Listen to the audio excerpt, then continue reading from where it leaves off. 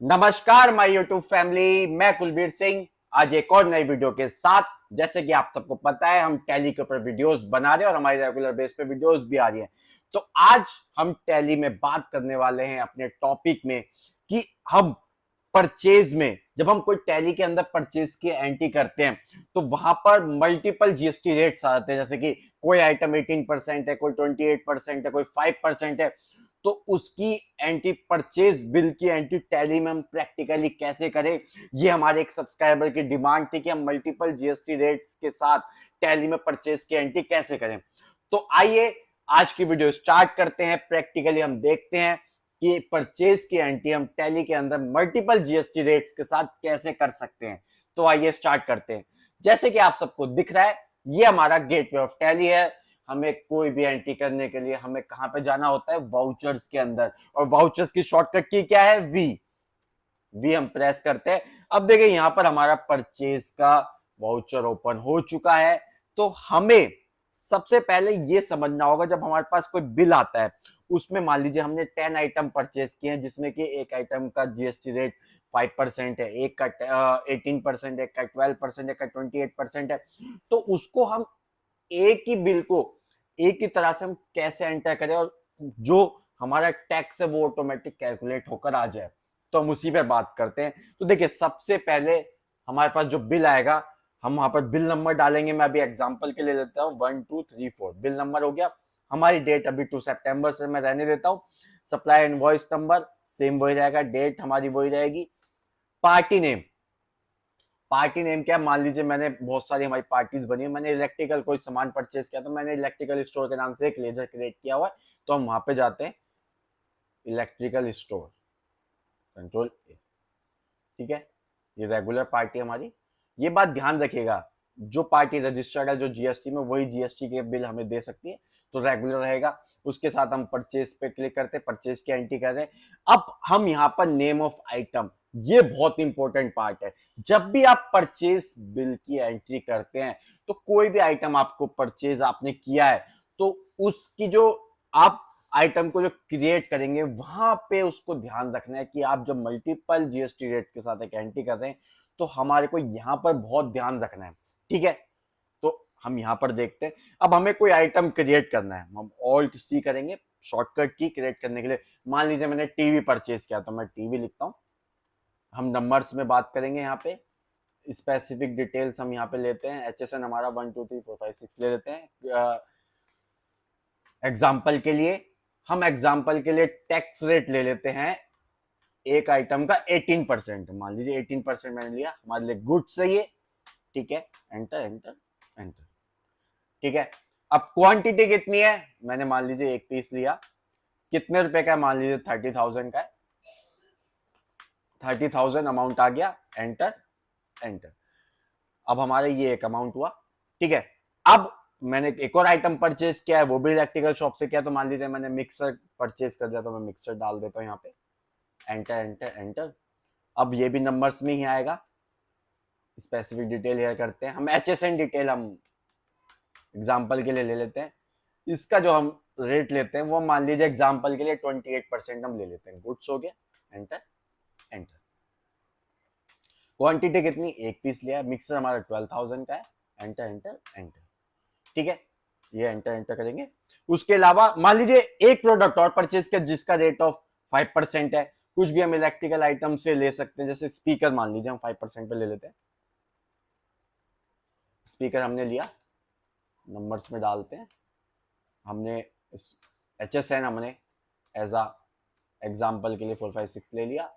हम इसका जीएसटी जो रेट लेते हैं वो लेते हैं हम 5% ले लेते हैं। ठीक है, एंटर। मैं भी एग्जाम्पल के लिए बता रहा हूँ इसलिए सबके रेट्स अलग अलग ले रहा हूँ, जिससे आपको समझने में आसानी हो, आप अच्छे से प्रैक्टिकली टैली के अंदर एंट्री कर पाए। क्वांटिटी एक लेते हैं, ये मैं मान लेता हूँ 2,000 रुपीज का मेरा स्पीकर है। ठीक है, अब देखिए मेरा जो पहला आइटम है टीवी, वो 18% के रेट पे, मिक्सर 28% के रेट पे, स्पीकर 5% के रेट पे। अब मुझे इसको ऑटो कैलकुलेट करना है। देखिए टैक्स आप बिल से देख के तो आप मैनुअली कर सकते हो, लेकिन टैली में ऑटो कैलकुलेट करना यही एक सबसे बड़ा टास्क है हमारे लिए, कि उसको ऑटो कैलकुलेट करना। अगर आप वो चीज करते हैं टैली में तो तब भी आप एक अच्छे अकाउंटेंट है, उसको अच्छे से मेंटेन बुक्स को कर पाते हैं, ठीक है ना। तो ये आना बहुत जरूरी है। एंटर एंटर एंटर, ठीक है। अब यहां पे देखिए, अब एक चीज का हमें जरूर ध्यान रखना है, कहीं कहीं पे यूज होता है कि हम हर एक आइटम के लिए हर एक टैक्स रेट अलग बनाते हैं, जैसे सीजीएसटी 12%, सीजीएसटी 5%, सीजीएसटी 18%, सीजीएसटी 28%। हम इस तरह से करते हैं। और कहीं कहीं पे यूज होता है कि हम एक कॉमन लेजर लेके चलते हैं, सीजीएसटी इनपुट कॉमन लेजर लिया कि परचेज के लिए एक इनपुट आएगा। तो क्या होता है कि सिंगल इनपुट से फायदा हमारा ये रहता है कि हमें आगे जब हम बैलेंस शीट्स बनाते हैं, हमारे अपने लेजर्स का ट्रांसफर करते हैं, जब हम जीएसटी से रिको करते हैं, तो वहां पर बहुत इजी हो जाता है। तो सिंगल लेजर बनाते हैं तो उसके बेनिफिट्स बहुत हैं, ठीक है। तो मैं अभी वही चीज सिखा रहा हूँ कि एक ही लेजर पे हम सबका कैलकुलेट कैसे कर पाएंगे। अब मान लीजिए मेरा परचेज है तो सीजीएसटी इनपुट लगेगा, मैं सीजीएसटी इनपुट लेता हूँ, एंटर करता हूँ, तो यहाँ पे देखिए मेरा 4430 कैलकुलेट होके आ चुका है, ठीक है। ऑटोमेटिक कैलकुलेट हुआ, इसमें मैंने कोई भी मैनुअल चीज नहीं की है। एसजीएसटी इनपुट ले लेता हूं यहां पर।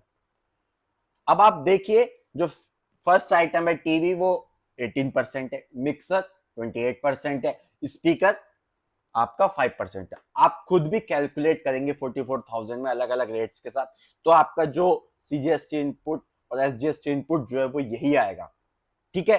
तो ये चीज आप जब अपने परचेज बिल में एंटर करेंगे टैली में, तो आपको क्या बहुत से बेनिफिट्स मिलेंगे, जिससे क्या है कि देखिए एक लेजर बना, जब आप जीएसटी रिको करते हैं, जो परचेज किया है 2B से रिको करेंगे या अपना इनपुट को कैश क्रेडिट लेजर्स में लेके जाएंगे, तो वहां पर आपको ये बहुत बेनिफिट देगा। क्योंकि देखिए ना, जब आप जीएसटी रिको करेंगे तो इनपुट जो होता है हमारा वो क्रेडिट लेजर में आता है जीएसटी के, आपको ये पता ही होगा। तो जब यहां से हम एंटी क्रेडिट लेजर के अंदर करेंगे, जब हम अपना जीएसटी रिको करेंगे, तो ये बहुत सिंगल जो ये लेजर है वो बहुत हेल्पफुल रहता है आपके लिए। बाकी डिपेंड आपके ऊपर करता है कि आप कैसे करते हैं। अलग अलग लेजर बनाएंगे तो अलग अलग वो रेट्स को सबको बताएगा, ठीक है ना। तो हमें जब हम सिंगल लेजर के साथ करें तो हम जो आइटम को क्रिएट करें वहां पर टैक्स रेट एकदम सही से डालें। जब आप उसको क्रिएटिव लेजर को आइटम को क्रिएट करते हुए अच्छे से क्रिएट करते हैं, तो आपकी जो कैलकुलेशन है, जो टैक्स की कैलकुलेशन है, ऑटोमेटिक सही आएगी। तो इस तरह से आप इस बिल को चढ़ा सकते हैं। 10% हो, 15% हो, 28, 18 जो भी परसेंट है, जितने भी मल्टीपल जीएसटी रेट्स के साथ आए आपका, आप इजी तरीके से अपने बिल को टैली के अंदर प्रैक्टिकली इस तरह से अपडेट कर सकते हैं। एंटर करेंगे, एंटर। अभी हम इसको सेस करके एंटर, न्यू रेफरेंस डाल देते 1 2 3 4, एंटर एंटर एंटर, कंट्रोल ए के साथ सेव हो गया। तो इस तरह से आप एंट्री करेंगे तो आपको कोई भी इशू नहीं आएगा मल्टीपल जीएसटी रेट्स के साथ। कितने भी जीएसटी रेट हो, चाहे एक बिल्स के अंदर 50 आइटम क्यों ना हो, हर किसी पे अलग अलग रेट्स क्यों ना हो, आप इस तरह से करेंगे तो आपको कभी भी दिक्कत आने वाली नहीं है। अगर आपको आज की वीडियो अच्छी लगी तो प्लीज जाएं चैनल को सब्सक्राइब करें, वीडियो को लाइक करें, शेयर करना ना भूलें, साथ के साथ कमेंट जरूर करते रहे। आज के लिए इतना ही, थैंक यू।